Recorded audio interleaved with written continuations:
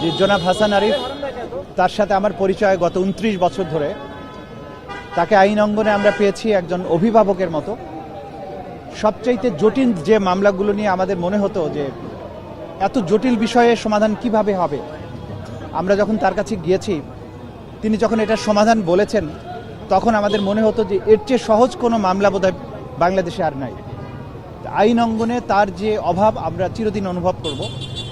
আর নতুন বাংলাদেশ গড়ার সময়ে তিনি রাষ্ট্রের এই সরকারের উপদেষ্টার দায়িত্ব নিয়ে যেভাবে কাজ শুরু করেছিলেন, সর্বশেষ কয়েকদিন আগেও একজন সাবেক প্রধান বিচারপতির ইন্তেকালের পরে জানাজা শেষে আমার কাঁধে হাত রেখে প্রায় 15 মিনিট ধরে তিনি কথা বলছিলেন দেশের বিভিন্ন বিষয় নিয়ে।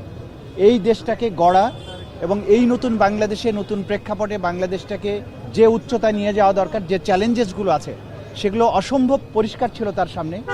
হঠাৎ করে তার এই চলে যাওয়াটা আমি মনে করি জাতীয় জীবনের অপূরণীয় ক্ষতি। তার মতো এরকম নিঃস্বার্থ এবং দেশকে নিয়ে নীরবে নিভৃতে কাজ করার মতো মানুষের অভাব সবসময়ই ছিল, ভবিষ্যতেও হয়তো থাকবে। জনাব হাসান আরিফ বাংলাদেশের আইন অঙ্গনে এবং বাংলাদেশের রাজনীতির ইতিহাসে এবং নতুন বাংলাদেশ গড়ার ক্ষেত্রে তার যে অবিস্মরণীয় ভূমিকা ছিল, প্রত্যেকটা মানুষ এটা মনে রাখবেন এবং তার অভাবটা আমরা সবসময় অনুভব করতে থাকবো।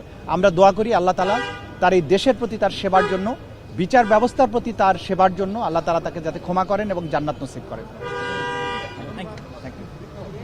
দর্শক, আমরা শুনছিলাম আসলে চিফ প্রসিকিউটর তিনি কথা বলছিলেন। আসলে আমরা বারবারই একটা কথা বলছিলাম যে তিনি আইন অঙ্গনে এতটাই পরিচিত ছিলেন, যার কারণে চিফ প্রসিকিউটর কিন্তু বলছিলেন যে আসলে বিভিন্ন যখন কোনো কঠিন মামলা নিয়ে তার কাছে যাওয়া হতো, তিনি এত সহজে সেই মামলার সমাধান দিতেন, সেই সমাধান তিনি সবসময় দিতেন। এবং গত 29 বছর যাবৎ কিন্তু তার সাথে তার এই সম্পর্ক।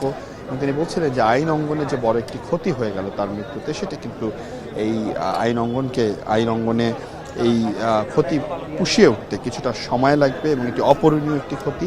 এবং একই সাথে দেশ গঠনে নতুন যে অন্তর্বর্তী সরকার এবং তাদের যে উপদেষ্টা পরিষদ ছিল, উপদেষ্টা পরিষদ আছে, সেখানে এরকম একজন আইন বিশেষজ্ঞের মৃত্যুতে কিন্তু তারা শোক প্রকাশ করছেন।